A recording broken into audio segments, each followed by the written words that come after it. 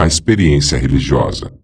Afirmação: nunca vimos o vento, mas temos certeza de que ele existe. E como sabemos disso, nós sentimos o vento. Igualmente, nós não acreditamos na existência de Deus porque o vemos, mas porque sentimos sua presença. A fé é como um sexto sentido, e os ateus são como cegos tentando negar a existência das cores. Se um ateu é incapaz de sentir Deus, isso não implica a sua inexistência. Feche os olhos. Sinto-me em comunhão com a essência do universo, e isso prova que Deus existe. Simples assim. Esse ingênuo argumento claramente coloca a consciência subjetiva como uma espécie de critério da verdade. Embora isso só prove que gostamos de devanear, nossos sentidos são imperfeitos, apreendem apenas uma parcela ínfima da realidade, e ainda assim de modo impreciso. Portanto, para começar, deve ser esclarecido que as cores não são uma propriedade da matéria, pois elas não existem independentemente de nós. O que existe realmente são ondas eletromagnéticas que,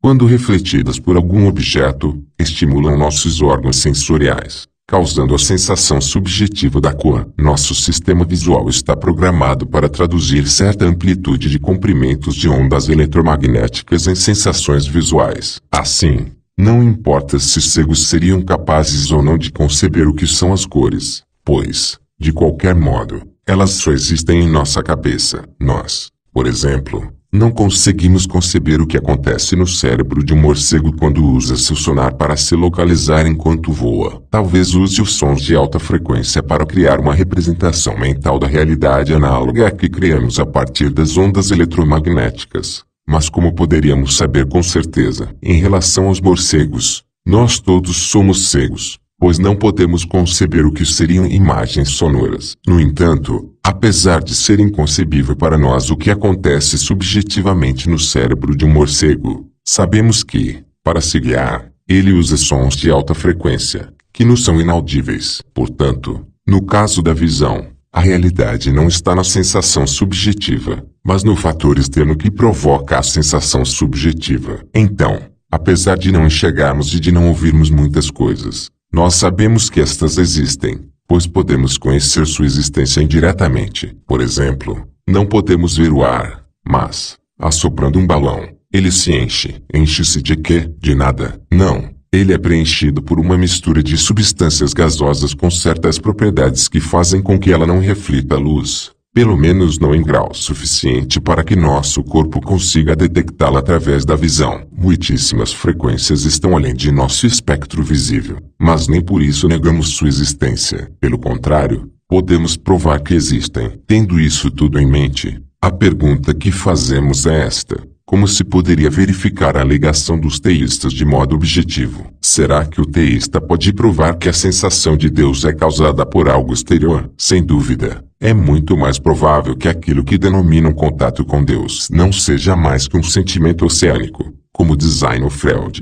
uma experiência subjetiva que pode ser alcançada através da meditação ou da oração, mas sem qualquer correspondência na realidade objetiva. Usemos mais alguns exemplos. Como se sabe, alguns indivíduos mentalmente perturbados ouvem vozes fantasma, e às vezes até pessoas normais as ouvem. Isso evidencia que nosso cérebro é capaz de construir representações mentais que aparentemente têm causas objetivas, mas que na realidade possuem tanto causas quanto efeitos puramente subjetivos. O mesmo pode ser dito a respeito dos sonhos. Como poderíamos ver todas aquelas imagens com os olhos fechados? É claro que durante os sonhos nossa mente não viaja para captar a luz de uma realidade paralela. As imagens oníricas são geradas internamente, pelo próprio cérebro. Portanto, se a experiência religiosa provasse a existência de Deus pelo sentimento puro, então o delírio de um louco provaria que este é Napoleão Bonaparte em carne e osso, pelo sentimento puro também. O fato é que o subjetivo humano não guarda qualquer vínculo de correspondência necessário com a realidade objetiva e, desse modo,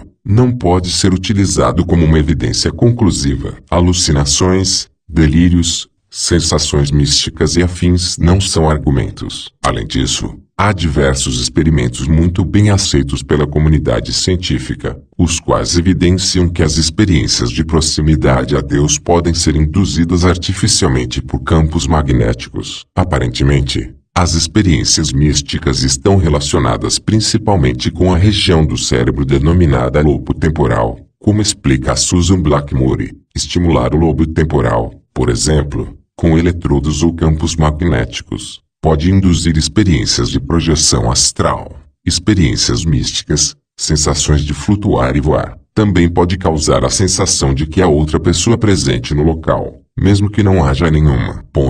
Algumas pessoas têm lobos temporais muito mais instáveis que outras. O grau de atividade destes é passível de medição, e as pessoas que apresentam um alto grau nesta escala, com atividade lobo temporal instável muito elevada, tendem a ser mais artísticas. Estas relatam com maior frequência experiências místicas, mediúnicas, de projeção astral e de déjà vu. Logicamente, devemos notar que o fato de tais experiências parecerem reais é de todo irrelevante, pois as cores também parecem reais, mas não existem objetivamente. Isso parece indicar fortemente que, assim como as cores, os deuses só existem dentro de nossas cabeças. Oxalá nenhum teísta queira agora argumentar que foi Deus quem colocou em nosso cérebro um receptor divino, um receiver programado para captar ondas metafísicas.